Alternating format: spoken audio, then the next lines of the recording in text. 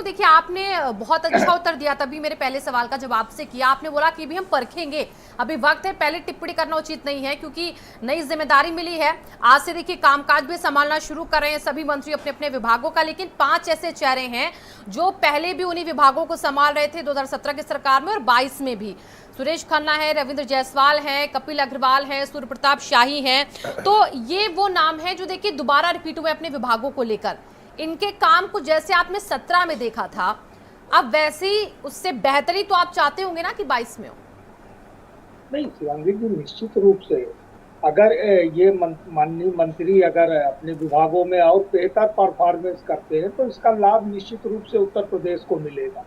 देखिए, अगर मंत्रिमंडल अपने सामूहिक उत्तरदायित्व को सकारात्मक रूप से निभाने का प्रयास करेगा तो विपक्ष भी का रवैया भी बड़ा सकारात्मक होगा। लेकिन एक चीज निश्चित रूप से है कि अगर किसी घोड़े को हरा चश्मा लगाकर उसको सूखी पीली घास पर पानी छिड़क कर नमक डालकर खिलाने का प्रयास किया जाएगा तो विपक्ष की भूमिका वहां पर बहुत धारदार होगी। ये देखिए, जो फर्जी आंकड़ेबाजी के खेल हुए कानून व्यवस्था के नाम पर, देखिए ये सब नहीं होना चाहिए।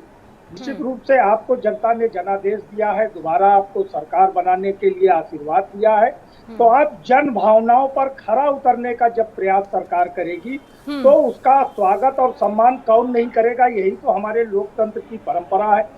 देखिए, जो कोरोना काल में के बाद जो है, जो उत्तर प्रदेश की या देश की स्थिति, आज महंगाई, बेरोजगारी, किसानों की समस्याएं, महिलाओं के साथ लगातार उत्पीड़न और कानून व्यवस्था जिस तरीके से तार तार हुई है, आप वो मुकदमे ना लिखे जाए, आंकड़ों में ना आए। लेकिन देखिए, कल रायबरेली में भी हुआ कि भारतीय जनता पार्टी के मंडल अध्यक्ष ने जमीन की नापजोख नहीं होने दी और जिससे विवाद था उसको बुरी तरीके से मारा पीटा। इस तरीके की घटनाएं रोज लगभग आ रही हैं और मैं ये भी इस बात को भी स्वीकार करता हूं कि इनको तत्काल रोकने की आवश्यकता है। जावेद जी, आपने कानून के मसले पर देखिए जो सवाल किया, बहुत जरूरी है सवाल ये उठाना, क्योंकि कानून के मसले पर हर सरकार और बीजेपी सरकार तो खासतौर पर कहती है कि हम काम करते हैं, कानून व्यवस्था चुस्त दुरुस्त हुई है। और इस बार शायद देखिए कानून व्यवस्था, आपका शायद सवाल था जिसका जवाब देखिए मंत्री विभागों के बंटवारे में मिल गया। अब न्याय विभाग वो सीएम योगी आदित्यनाथ ने खुद अपने पास रख लिया है, तो इससे अब ये समझा जा सकता है कि इस बार न्याय विभाग को लेकर, जो कानून मंत्रालय है उसको लेकर सीएम योगी आदित्यनाथ पूरी नजर रखेंगे अपनी। अब देखिए, ये शिवांगी जी माननीय मुख्यमंत्री का अपना है कि वो क्या करते हैं, क्या नहीं करते। लेकिन जो स्थितियां पिछले कार्यकाल में रही, उस कार्यकाल में अगर उसको नजर, आज उस पर पीछे जाने की आवश्यकता नहीं, आगे की तरफ हमको देखना चाहिए। यही हमारा सकारात्मक रवैया है कि आगे अगर सुबह का भूला शाम को वापस आता है और अच्छा काम करता है, मुख्यमंत्री जी निगरानी करते हैं, मुख्यमंत्री जी अगुवा हैं उस मंत्रिमंडल के, और निश्चित रूप से जो भी कम होगा, जो भी खराब परफॉर्मेंस होगी सरकार की, तो वो मंत्री के जिम्मेदारी उसकी होते हुए भी उसका पूरा दोष जो है वो मुख्यमंत्री पर होगा, क्योंकि नेतृत्व मुख्यमंत्री कर रहे हैं। और जब मुख्यमंत्री सरकार का नेतृत्व कर रहे हैं तो उनका ये नैतिक और संवैधानिक दायित्व है कि वो विभागों पर सतत निगरानी रखें, कौन क्या कर रहा है, और उस सच को स्वीकार करें कि जहां पर विपक्ष ये बात उठाए कि यहाँ पर भ्रष्टाचार हुआ है, यहाँ पर ये गलत हुआ है, तो उस पर मुख्यमंत्री को भी उत्तर प्रदेश के अंदर सकारात्मक रवैया दिखाने की आवश्यकता है। चुनाव बीत चुका है, तल्खी, आक्रोश, व्यंग, ये तमाम बातें हो चुकी हैं।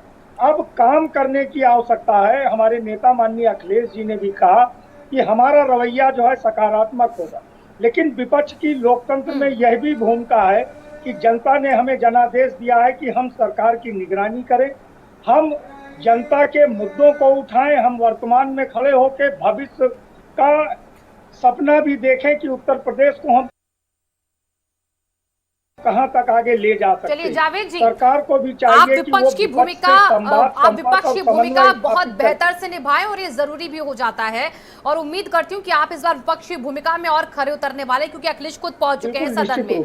संजीव जी, मैं आपके पास आ रही हूँ। आपने सुना जावेद जी ने कुछ बातों का जिक्र किया जिसमें कानून का मसला सबसे बड़ा मसला वो बता रहे हैं, एक एग्जाम्पल भी उन्होंने आपके सामने रखा है। तो ऐसे में लेकिन अगर विभागों के बंटवारे में देखें इसकी तस्वीर, तो सीएम योगी आदित्यनाथ ने जो विभाग अपने पास रखे हैं 34 विभाग, उसमें से ज्यादातर विभाग पिछली बार के ही है। गृह, क्रमिक, शासन, प्रशासन, ये ऐसे विभाग सीएम ने अपने पास रखे हैं जिससे साफ हो गया है कि सीएम पूरी पकड़ जो है वो अपनी बना रहे हैं हर एक विभाग पर, शासन प्रशासन के तौर पर ये विभाग अपने पास रखकर। देखिए, इसमें कुछ चीजें मैं संशोधित कर दूं जी। चूंकि जावेद जी अपने सपा और बसपा के कार्यकाल की जिक्र कर रहे थे, मुझे लगता है कि अब इन सब चीजों से ऊपर उठ करके इनको जनता ने क्यों नकार दिया, इस पर इनको चिंतन करने की जरूरत है। बहुत गंभीर चिंतन इनको करने की जरूरत है। दूसरी बात, जहां तक सवाल इस बात का है, तो मैं इस चीज को बहुत डंके की चोट पे आपके चैनल पे कहूंगा कि 5 साल की जब आदरणीय योगी जी की सरकार में जिस तरीके से अगर कोई वारदात हुई है तो उस पर तत्काल कार्रवाई हुई है। मैं पिछले 30-32 साल से राजनीति कर रहा हूँ, मैंने तमाम सरकारें देखी हैं, केवल आश्वासन देने के अलावा और केवल जांच करने के अलावा और कोई काम नहीं सरकारें किया करती थी। ये पहली ऐसी योगी जी की सरकार है जिसमें अगर कोई घटना भी है तो उस पर कुशीनगर में जो घटना बाबर के साथ रुकिए अभी वो समय नहीं है, अभी ये अभी ये वोटों वाला समय थोड़ी ना, अभी चुनाव नहीं हो रहा। थोड़ा शांत रहो भाई, बयान भी आया, थोड़ा शांत रहो। ये क्या तरीका है, किस तरीके की बातें कर रहे हो? अरे भाई शांत रहो, थोड़ा अपने समय में बोला करो, इतना मौका। जावेद जी, आपके सवालों का जवाब दे रहे हैं संजीव जी, एक एक करके वो सुनते रहिए, या फिर आप उस पर काउंटर अटैक कीजिएगा। कार्रवाई से थोड़ा गंभीरता लाओ भाई, ये एक एग्जाम्पल थोड़ा गंभीरता लाइए, इस तरीके से नहीं होता। जावेद जी, आपका जो सवाल था पहला, मैं उसी को लेकर गई हूँ संजीव जी के पास। जावेद जी, आप उन जरा सवालों के जवाब सुन लीजिए, फिर आप काउंटर अटैक कीजिएगा काउंटर सवालों के साथ। बोलिए संजीव जी। अब थोड़ा संयम रखिए। 6-8 महीने की आप बात कर रहे हैं कि हम संयम रखेंगे, उसके बाद भी आप 10 मिनट नहीं रुक पा रहे हैं, अब वोलाटाइल हुए जा रहे हैं। थोड़ा शांत रहिए और पूरी बात समझिए। मुझे लगता है उसके बाद आपको मौका मिलेगा तो आप अपनी बात रखिएगा। देखिए, एक चीज़ बहुत साफ है, उत्तर प्रदेश में 5 साल की जो योगी जी की सरकार चली है उसमें कोई भी अगर वारदात हुई, कोई घटना हुई है तो उस पर कार्रवाई हुई, एक चीज़। दूसरी चीज़, योगी जी खुद हर गंभीर विषय पे, हर छोटे विषय पे खुद उसमें इन्वॉल्व होते हैं और जो बेहतर से बेहतर हो सकता है उसको करने का प्रयास करते हैं। अभी देखिए 2 साल किस तरीके से वैश्विक महामारी कोरोना में निकल गए, उसमें भी योगी जी खुद कोरोना पॉजिटिव थे। उसके बाद जैसे ही ठीक हुए वैसे उन्होंने जनपदों का दौरा किया। मैं ये इसलिए नहीं कह रहा हूँ कि यहाँ कोई हमें चुनाव होने जा रहा है तो इसलिए मुझे कहना पड़ रहा है। जो काम किया है वो जनता जान रही है, और 10 मार्च को जब रिजल्ट आया उत्तर प्रदेश के चुनाव का, तो उसी का रिजल्ट का परिणाम आया कि उत्तर प्रदेश में फिर योगी जी की प्रचंड बहुमत की सरकार बनी है। अब चूंकि बंटवारा हो गया है विभागों का, और विभागों के बंटवारे में भी माननीय योगी जी ने इस तरीके का ध्यान रखा है कि कैसे किसको किस विभाग में रख करके और तेजी से उसका विकास किया जा सके। तो अब समय प्रश्न ये नहीं है, अब प्रश्न ये है कि कितनी तेजी से हम विकास करते हैं, कितनी तेजी से उत्तर प्रदेश में और डेवलपमेंट हो सकते हैं, इसकी रूपरेखा अब तैयार हो रही है। और उत्तर प्रदेश की जनता बहुत बेहतर तरीके से समझ रही है। 2014, 2017, 2019 और अब 2022, ये 4 चुनावों में ये तो देखने को मिला ही है कि लगातार भारतीय जनता पार्टी की, चाहे वो डबल इंजन की केंद्र की सरकार हो, चाहे उत्तर प्रदेश की सरकार हो, चाहे अन्य प्रदेशों की सरकार है, लेकिन जनता का मैंडेट लगातार बढ़ रहा है और मिल रहा है।